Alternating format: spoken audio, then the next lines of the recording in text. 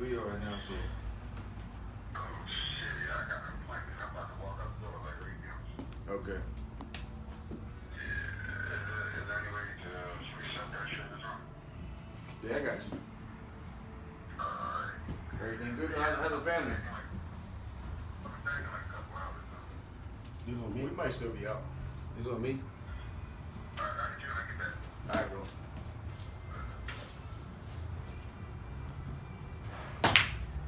Oh.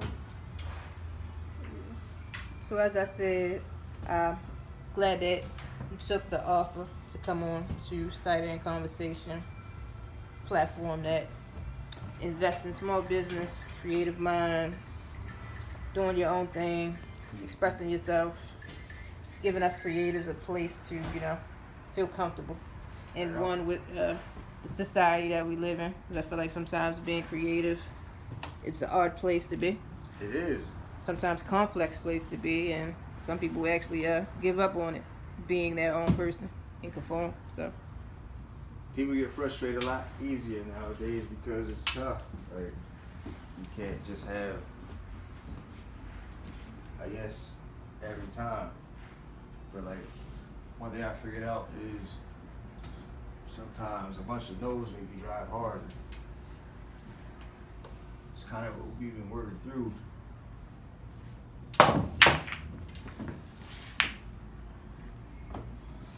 But if it isn't easy, why do it?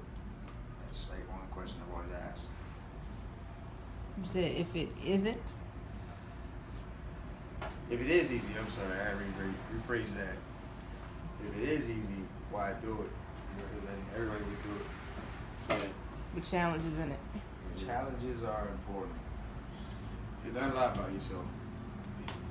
The sacrifices is really what's important as well, because you can sometimes give up a lot, and people might not even see the vision that we see or as individuals. And that's the main thing about making what you want come true, your dream of what you think about come true, because everybody's not going to see the vision, your path.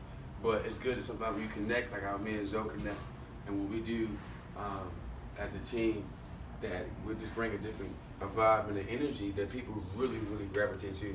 And so, with the sacrifices and everything, and all of the ups and downs, when we do what we do and see the feedback, that's what really, for me, and I think Zoe can vouch for it, that's like rewarding for us. I mean, the money's good, the publicity and everything, but to see smiles on people's faces and then put some joy into people's lives right there and for that second, that's the most important thing for me, and being part of Flashmobb. How did the group come about? Is it like your Back family? in 2012, Flashmobb came about, and it started out off of Greenmount 33rd, Yeah. just collabing and working with like-minded individuals. And so Flashmobb definition is random act of art, so it's all walks. Doesn't matter if you do this or that, but it's just the same stream. So you do a random act of art and it disperses.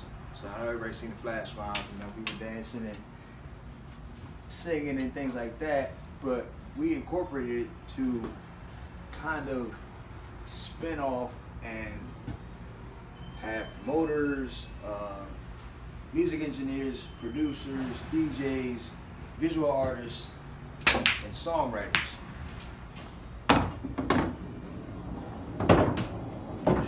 And we kind of piggybacked off that name because Baltimore has so much talent that's untapped. It's an untapped market.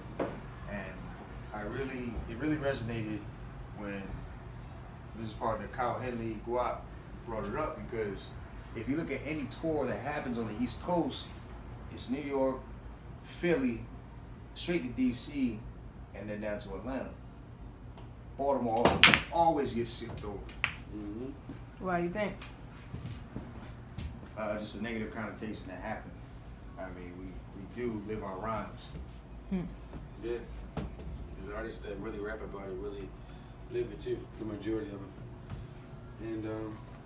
And I think that, really just going off of just being a part of Flashmobb, and that we are around these artists that, are living this lifestyle. I think when they're around us to get the energy and vibe, we bring a different element to make people feel like, okay, You can be yourself. You don't gotta feel like you gotta pump yourself up. I want you to be yourself. And that's what Flashmobb was really representing. That's why I came along 3, 4 years back, and just him saying something to me, and I didn't know that I even had that, and I know I had the energy to do it. And I've been doing stuff in the city for years, where hosting and doing stuff, but actually linking up with the brand and the family, like Flashmobb, it's definitely been like a life changer.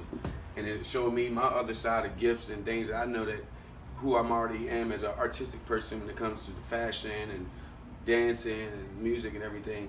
Just putting all that in one, I could bring my whole element and fit right in with Flashmobb. And that's how, and that's the beauty of really connecting with something that's bigger than you. So that's what I rock. So it sounds like y'all try to create a culture of openness and a welcome for creatives to naturally express themselves, and not feel like, oh, you got to be a part of the group per se. Like everybody can be themselves, but it's a collective. Yeah. I definitely mean it's always a collective, and we're not shunning any walks of life in any art form. It's more so to shine a light on your passion. That's it's awesome. The major aspect I noticed with this city is kind of how we operate. And Baltimore's different. I love it. I love Baltimore. There's just so many different aspects that aren't shined on, and that we kind of want to shine a light on and collaborate with everyone. Like, it's not like we're just a coalition or we're juggernaut. We work with multiple different companies, schools, and job banks. Shout out to the Lowell Store people as well. And, it's a big family. Like, we're not just a mob that we run around. No pun on the mob thing, but right. It's just fun. Like we love what we do. Everyone knows what we do, and of course, we're trying to create different avenues. And I know a lot of people at the Job and Creative Group work with the youth, and we do want to work with youth more and express that. It's more out there than just one track. You said you want to work with the youth more? Of course. Like our last event, we missed the last event with Job A Creative Group with mental health awareness. That's a big thing right now. We want to stress that. Yeah. Mental health is an ongoing event that the Black community does not really pay attention to, and I feel like we need to really address that more, because we lose a lot of people all the time, and people, you never know what somebody's going through. Right. Sure.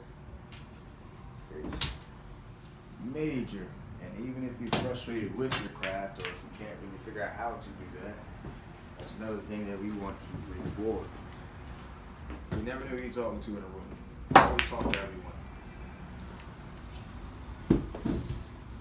Yeah, it's just mental health, and again, it's really, yeah, we out here, we all got our vices and stuff, and we deal with our own struggles every day. But again, we try to, not just us two, but just the family we are around, we build each other up.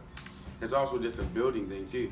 Because sometimes not knowing, like for me, hosting is therapeutic, because it takes me to another place where even though I'm dealing with everything at home, and I say it's a runaway, it's more of, again, it's a therapeutic thing, an outlet for me to really say, this is how I'm expressing myself. If I'm angry, this has helped me to ease my mind. Or if I'm upset, or if I'm sad about something, I kind of channel into my gift, and then let that shine through, and then really put myself aside and make it see who I can help. And that's really what helps me get through the things I go through every day daily. And that's, again, being a part of Flashmobb. That's, we ain't perfect.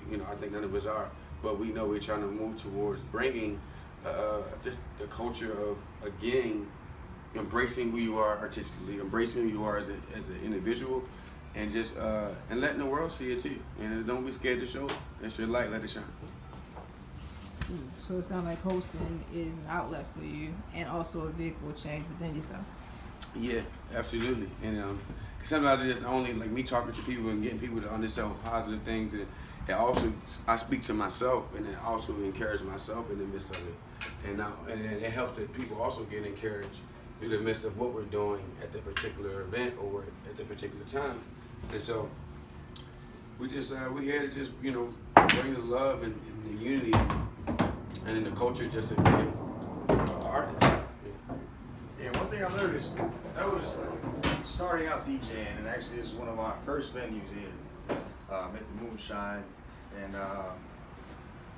coexisting with my town on Central Avenue. You bring people into your world DJing. So you got a bad day, you're playing all track, just turning it up, playing negative stuff, or you had a great day or a great week, and you bring them back. And it's important because if you aren't doing this full time, you don't really realize that people are going through things every day, whether you notice it or not. So it's about up to you. That's why entertainers are so important, I guess, in this world, because you could be on the road all day listening to songs that the DJs play in the morning. But when people unwind and let out at the end of the week, they just want to let loose and just chill out and forget their week. So we created a night at Access Sushi called Wavy Fridays. That meant wave your week away. Wave that week away. Get everything, start over. Yeah. End your week with us and have a good time. It is a good feeling to see people smile, laugh, and dance. Socialize and talk to people that you probably would, we make it so people can talk to each other. A lot of places you go, we used to people just standing around. Yeah, in like corners, clicks, or feeling uncomfortable. We make sure everybody interact. This is what we want you to, you never know how you can help that person, what you can learn, or how you can benefit, or anything. It might just even if nothing if come from you gaining anything, just the fact that you say, hey, I took the opportunity to say, I met this person today, I didn't know this person, different culture, different background, and we connected on something, maybe music, maybe food, whatever it is, but we want to make sure that we curate that vibe while you in our events. And while we doing what we do, you gonna just understand that, okay, cool, I'm gonna have a good time regardless. And we wanna make sure everybody have a good time as well. And so, yeah, it's just so much that, we try to just do, and not just, playing music and be on the mic. Because, a lot of people is doing that. And I commend everybody that does it. And, but I know for us, we just try to bring that vibe of just, just everything across the board. Just love, unity, artists, music, whatever you do, just again embrace it and just rock with it. So it sounds like it's social change and mental health. Like it's more important for people to come and be one together and relax, let go, live and thrive. Not so much, how many people we fit in the club, how much our name rang. Like now it's about social change and mental health in the community. We've never been about that. We've never been about that. We've never really focused on bringing out numbers and checking the quote at the end of the night or the sales pitch, nothing like that. Nah, it's about just a good time. Isn't that what it should be? That's where it stemmed from. Just organic. Organic is important because being transparent is kind of the whole reason why things work out. Otherwise, it's going to sound phony or you just kind of floss and come out, come out, do this, that, nah. Not about that. Man, they might see us, when you first see us, you probably think, well, what are these guys, what they do, but then, and they might think we have a certain air about us where we kind of walk with our nose up in the air, but when you really get to know us and talk to us, and people are like, y'all some down-to-earth guys, man. We just, we like what we like our style, this Flashmobb thing, and we just do what we do. And so, and that's really the importance about being a part of Flashmobb. Is again being who you are and embracing it. And I suck at pool, so I see I ain't making no shots yet. Trash! I am bad. I'm about to go in. Stretching his legs out, that's all that is. Shout out to the homie O'Weezy, man. Easy. I play pool for cuz. Show me a few tricks, man. Still a little rusty. Come on now. You gotta tell me how the cider is. Not everybody's a cider fan. Okay. We're gonna try this cider. Is it an actual name for it? You just Well, the brand name is more than apples because it's not just me putting cups up to people's mouths. It's about me exposing the community to new flavors, changing their minds, doing something new, trying something different. And when I'm out there, it's like you hustling juice. Yeah, like I'm out of the way. I ain't gotta worry about taking no seat, and you ain't gonna take my head up. right. If y'all try the cider, y'all tripping. This is The cider's on point. Yeah, this is really good. Oh yeah, I keep the cup. Yeah, I was thinking like I was trying to find an alcohol that's good to fuse it with. I haven't found one yet. Bullet. Yeah, Bullet. Do a rye, because a rye's not peaty. Like, it's smooth enough to mix with it. Right, I didn't want to put something Jack in it that's Daniel's gonna like too snatch bitter. it away. Yeah. A Yeah, rye make was it do smart. it. Yeah, A Bullet do rye. a rye. What about the cider? Do you even like apple juice? Yeah, I love. Actually, I'm a big fan of apple juice. Growing up, I hated apple juice because my older brother, he would drink all the damn apple juice. So I only had orange juice. Shout him out. Shout out to the third. Poet, he's a photographer out of Oakland. Check him out. I'm a big fan of cider and apple juice. I love something definitely during the time of this year. You know, it's something nice, Festive. warm, and refreshing, and yeah, it gives you that Christmas feel, that holiday feel. And not only, you know, I say you just gotta drink it during the holidays, obviously, but it's really good. It tastes really good. Really good flavors in here. What's coming across on your palate? Matter of fact, what did you expect? Well, you ain't have no expectations coming in. Well, we said cider. I'm thinking about also the apple flavor, obviously. Mm-hmm. But it's just A lot of orange. yeah. A lot of orange. That spice, what is that? Cinnamon. Cinnamon, yeah. Nutmeg. Cinnamon, anise oil. Ah, Mm-hmm. that's what it is. Okay. Nah, I bang with it. It's I dope. love the elements in here. It's really some dope elements. Smell good. Mm-hmm. I feel like you eat with your nose first. Oh yeah. You do. Shout out to the Snoopy cup too, though. Yeah. Snoopy's the man. Oh yeah. It's not Charlie, it's Snoopy. Listen, it's not Charlie's World. It was Snoopy. Snoopy killed it. What was I saying? Hey. So actually, this is where Flashmobb originally started, on this block, Was this Alexander? Boston Street, right above Sip and Bite. Some people know that. A lot of people don't. Some people don't cross certain parts of town. Hey, we had a lot of people recording in that studio. Shout out to Takeo Bang. Right. It was like a situation over top, and they had like functions and all that. I forgot. Hey, yeah, that's where we started. God. The last thing I went to, I think Iron Maiden, Yeah, and his pack came down and was doing Sure stuff on the did. wall and all that other stuff. yeah. That was a while ago. Yeah. What Yeah, happened? we were It there just back moved? in 2012. Now we got it back. Well, my business partner, he has it. I stepped off, had to, focus on my craft. But he's up there right now. Just talk to him. He's gonna be back in a couple hours. I was just talking about that, like certain things that I feel like are major for our city. Well, I stated I was like the club culture to me is died. Like I remember when it was a rite of passage if you were from Baltimore, you did things religiously on certain days of the week. Like every weekend you going to the docks, every weekend you going to Hammerjacks, every weekend you, Facts. or when you grown up or you got a little taste of like the snazzy spot where you gotta put the button down or the click clacks on. You going to Eaton's Lounge, Red Maple, E Villa, this, that, and the fourth. Now I'm like, it's no more. It's no Like more. It's coming back. The club district's coming back. So it's gonna be over there by this casino over there. So Top Golf's coming first, Hammerjacks, and that whole area is gonna be the club district. cool, cause I need it. Mary Pugh's doing it. Okay. I don't know what happened before. I'm not saying names, but Right. somebody took away the There was budget. some nice for clubs. spots around here too, nice lounges around here too, over back in the day, like Sure. Golf course is right there. Ray Lewis is running the rib spot out of there, and hookahs, something like that. So shit, appropriately, I might as well go ahead into that question. See what I can do. What artists do you feel like changed the game forever? Like with their style, their flow, stage presence, or music, it just took things into like another direction. It could be like any genre, like R&B, rap, How trap. far back are we going? Because that's I music's guess give like I guess like two people, and I guess you can flip the genres like trap. See, I can't answer that question because music is always progressive. It's always going to change. There's always going to be somebody that pushes the envelope a little bit more. You know what I mean? Like that's like saying, who's the best actor right now that set to the side, or who's Not even the best. producer? Just somebody that in your mind is like that person. Like I can never answer that question. Like I don't have a top five because it changes. DJ is it changes biased. all the time. I'm not biased. Nah, I mean it's just it's always moving forward. If it's staying still, then yeah, okay, I could say that. I mean, there's a lot of legends, a lot of greats, but as far as saying my top, nah, I couldn't answer that.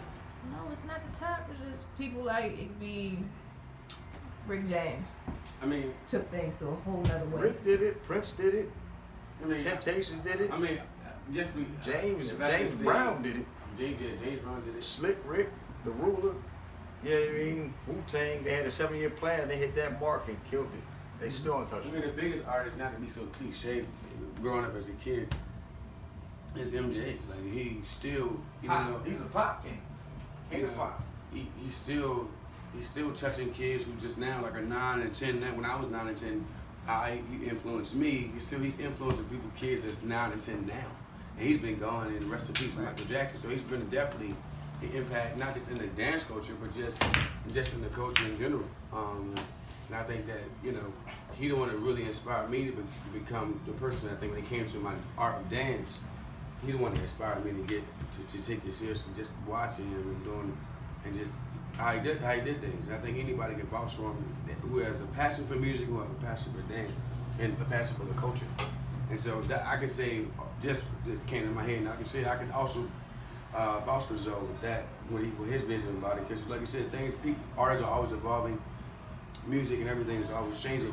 But like I said, MJ is always, I think, obviously he's a legend, but just musically and just the talent, what he brought to, he the one that started the long videos, making a video into a movie.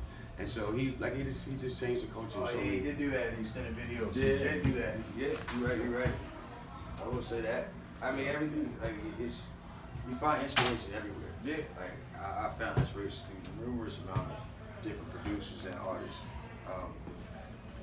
Even just waking up, listen to NERD, like, that's the best band that I bang with. I mean, it's just my opinion, but, Pharrell, he changed the game with Snoop and Jay. Kanye, they went in for years. Like, that soulful funk beat, like, it's crazy. Like, I get it. It's different. And people loved it. It's something refreshing. And now you got the 808s that are killing in, the heavy bumping down south too, though. Like, shout out to them. You got everybody in the same house. What's his name? I'm talking about Metro Boomin and Sonny Digital and even DJ Esco on, like, they killing it. It's a whole different sound. It's gonna switch again. Yeah. Honestly, I think G-Funk's coming back. Don't sleep on it. Don't sleep on the G-Funk. No, Yeah, I wouldn't be surprised. I know E40. Right.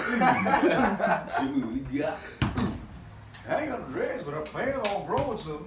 I'm trying to lie. But I mean, it's just something that's amazing about that artistry. Like, you can control a whole wave for a decade or even more. And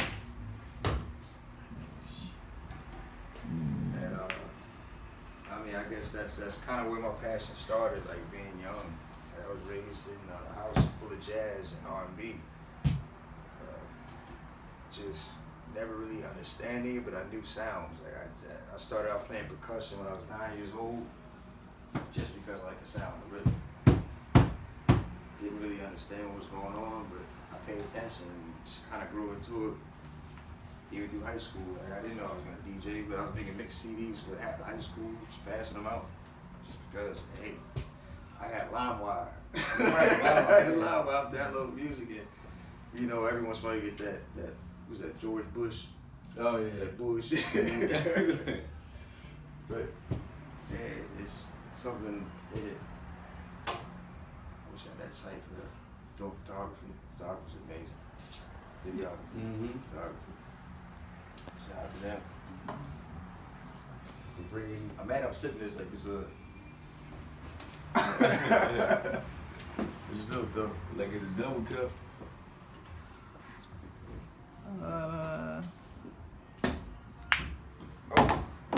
There it is. What song? And I'm try to.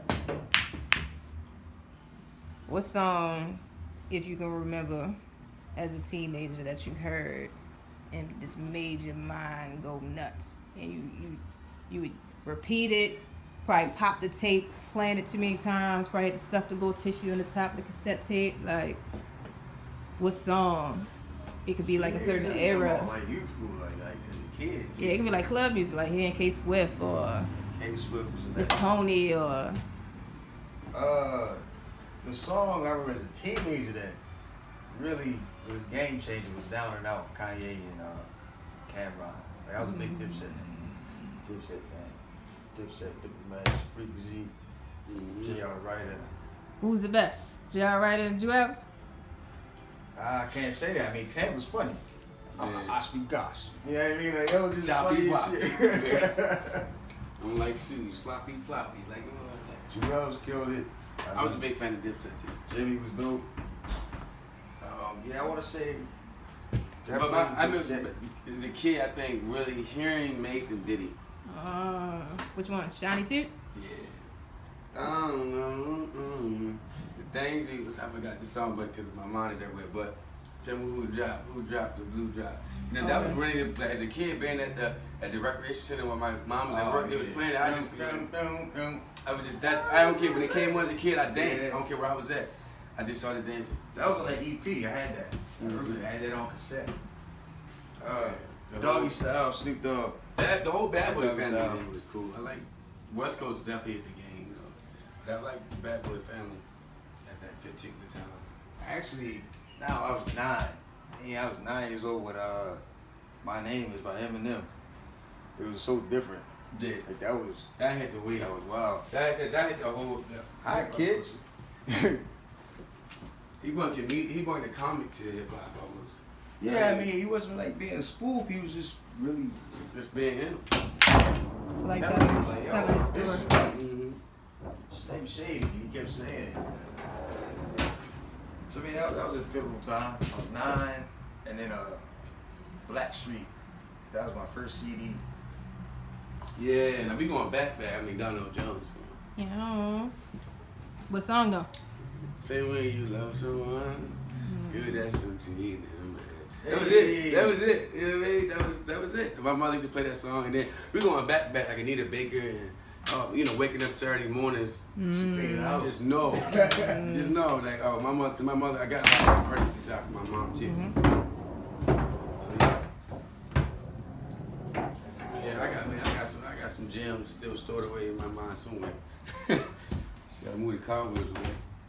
That was necessary though. I feel like music is a lot more sacred than people even really know, and I feel like the job of people who get it or people that are creative have to protect the energy of music. Like music is encrypted on you whether you understand it or not. Like how you just said, like I remember hearing the albums being played and the mood that it created in the house, Right. the order that it gave to the week type thing. Like I didn't understand none of that. It was just more of a I know that the balance is about to come. Mama Right. feeling good. The breakfast You know gonna she be on feeling good. point. She playing a certain song cleaning day. She Pop made a mess. She playing something else. All right, my mom in a bad mood. Let me not mess with her. You just knew. Touching back on that too, I remember growing up, Saturday mornings, you're not trying to do anything, but you have to sleep. You hear that song playing, mom playing in the house. She playing Don't Walk Away by Jade. Okay, she jamming. Like, she mopping the floor. You better get out now. You stuck upstairs. So, yeah, music is always my movie, and I've tried to always express that. That's what I was touching on earlier. Like, you can have a bad week, but come out with your homies or your homegirls, go out, chill, get a drink or two, and you forget about all the bullshit that happened. Yeah, your boss might have said something weird, or your check might have been messed up, but the music kind of just moves you, and you just forget it for that moment. And that's something that he brought to my attention too. Like people laugh and smile, and it's because we're curating that vibe. Being a curator and really bringing them into your world, that's huge. Right. With music, you have a responsibility, and I feel like DJs. DJing is an art, but proper DJs are like the master of ceremony. Like you can change everybody's vibe, energy, and adjust everybody's day and week with what you played. Say at the docks from that 12 to 5 shift. Right. I remember that. People were really dancing, like just dancing. Yeah. Like losing it. I ain't even saying anything, just sweating, just dancing because they had a long week. Like you never know what happened. You don't know what's going on in that person's life. And I think that's really when I started paying attention. Like, it didn't really dawn on me, but that's when I noticed, okay, this is big. Like, this entertainment shit is different. People really do kind of need it. They need it. Like, it's not just because they want to come out and dance all damn night. Like, nah, they trying to get away from some shit and dance and forget. We need music. Music is an energy all in itself. It's far greater than just something that, you know, you might use for recreational or abuse. Like, music has an energy and a vibe, whether it be Woodstock, fucking what's Backstage tour, like all of it carried a currency that everybody cashed out on. Like, people probably still have been imprinted on since Woodstock, people that still survived since Woodstock, or going to the Backstage, or even being able to I feel like back then you really couldn't pay for the Source Awards and shit like that, like you can do BET now. But like, even being there and being able to look across and see somebody, or even though I feel like it kind of was chaotic, like at I forgot, the Hoodie Awards and shit like that. Oh yeah. But everybody was in the room, and what if everybody had a different mindset? Like, oh, cause that person's here, let me get that person's number so we can build and tighten up rap music. Not like, oh, I'm about to go murk this nigga type shit. Like I don't know. Like, music is very important, and I feel like music has been my friend since like 6. I remember my first cassette tape was Mary J. Blige, My Life. I played it. And when I tell you, like, I think anybody that has listened to that album, it got like a vibe or mood to it. Like, she wasn't in a good space, so it was like you felt her energy on that shit. So it kind of like sucked you into it. So that's what I'm saying, like, DJing and music and just being a recording artist, or just being able to express yourself, even if you're a poet. I feel like it's all tied into the same thing, but music is important. I learned a lot too from Tone Tracks. Shout out to Tone, dope engineer, producer in the city. And Bills and YG, shout out to the brothers too. Sitting down with Tone, like when he was like recording or just doing anything, the way he was zoning and locked in, like it was a whole different beast, a different side of the spectrum. Like, there's a lot that goes into this that people don't really hear or see. I wouldn't even talk for hours. I used to be up there just cooking or recording or trying to get levels right. Like, he'd be repetitive as hell, but he wants it perfect. Like, he has that ear, and like it's different levels of, like, I call them the wizards. Like, they're all wizards. I don't know, Mills and YG, they lock in and cook up. Yo, what is going on? And then the whole other spectrum of artists inside the booth. You gotta just zone. You can't pay attention to anything. You gotta figure out everything and just know your words. Just know what you can deliver. People still write down. That's like, they write, not just put on their phone and rap on the phone. People like really write down, because that's what it is. Like, that's important.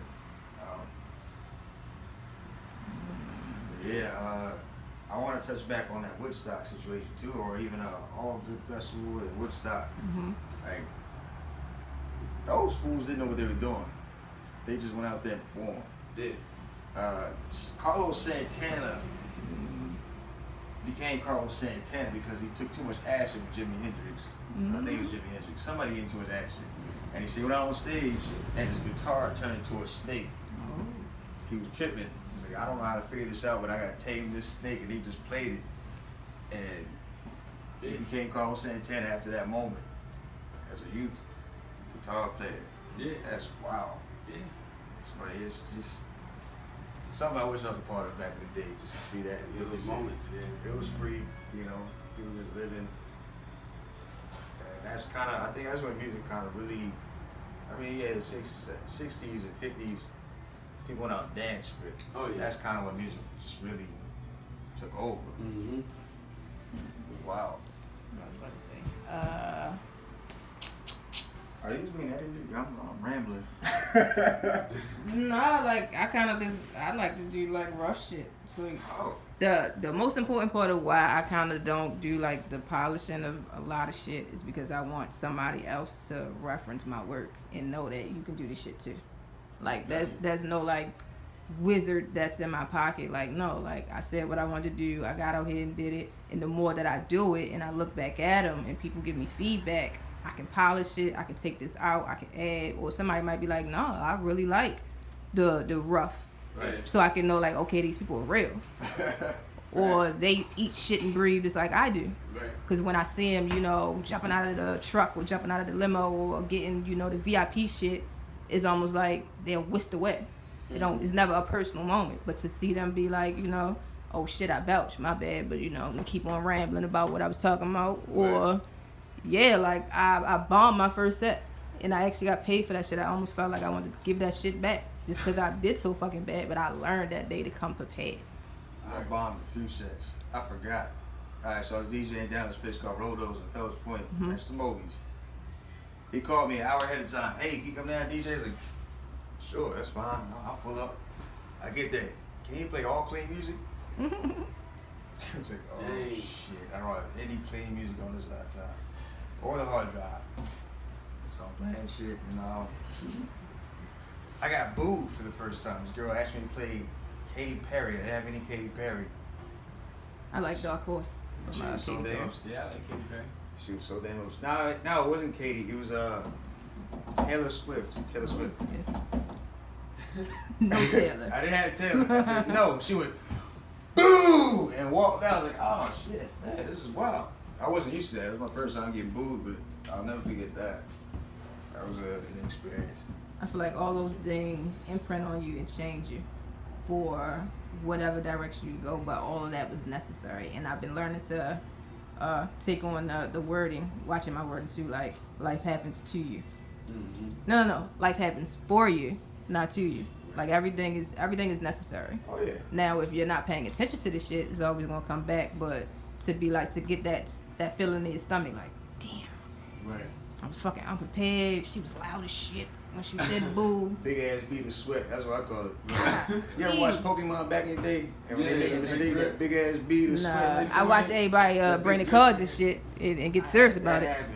Like, that's another song, and I played it, but when I dropped it, so Serato sometimes does that. If it's not there, you can load it up. When you press play, nothing happens. So my homie made funny, like, yo, DJ silence up there. So for that 10 seconds with no music, felt like eternity. But I always learned, like, yo, never do that again. Like, you gotta pay attention. Always be ready, so you never have to get ready. I got that quote from Will Smith. That's important. I watched his page. It's funny that like you never know how people will chameleon if you give them time.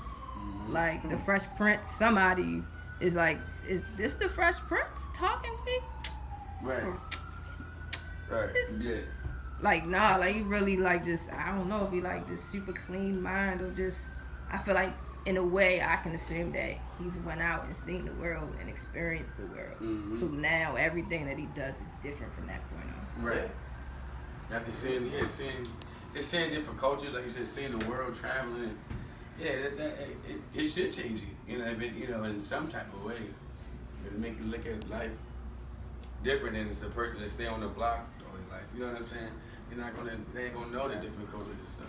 So, yeah, I'm big on just wanting to just see the world myself. I haven't seen too much of it, but I've seen a lot, but I just realized when I meet people over the years that have traveled different countries and met different people, and who also does music, you know, you see life in a different perspective, and that's why I think that's why the piggyback on what we try to do. That's what we try to bring a different perspective on just not only just this particular genre of music or this particular vibe we're trying to give. We're just trying to bring just not only that, but just trying to bring a different dynamic that people can just be like, oh, cool. Like, I'm in Baltimore, but I'm getting a whole different vibe than usually. You know what I'm saying? And so that's the main important thing is people just not only just come here, but leave here saying like, wow, I had a great experience. Yep, in the moments. Because those are the ones that, you know, you really can't get back. Yep, the timeless. So.